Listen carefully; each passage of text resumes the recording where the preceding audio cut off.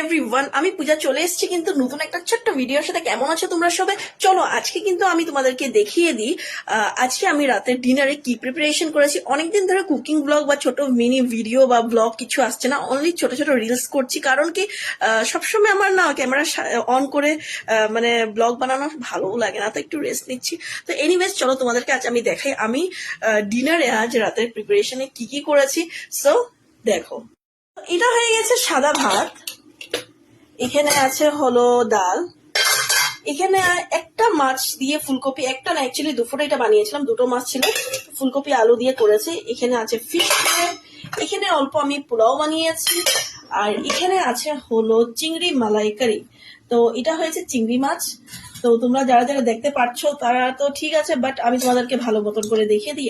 দেখো চিংড়ি মালাইকারি করেছি, এতটাই ড্রাই হয়ে গেছে কে দেখো, একেবারে চিংড়ি মাছগুলো একদম ছোট ছোট, বাট খেতে খুবই টেস্টি। আমি তার আগে বানিয়েছিলাম। আর এখানে হচ্ছে হলো চিকেন, লাল লাল ঝাল ঝাল চিকেন। সো আমার এই ভিডিওটা কেমন লেগেছে অবশ্যই কিন্তু বলতে ভুলবেন না। So good night, take care.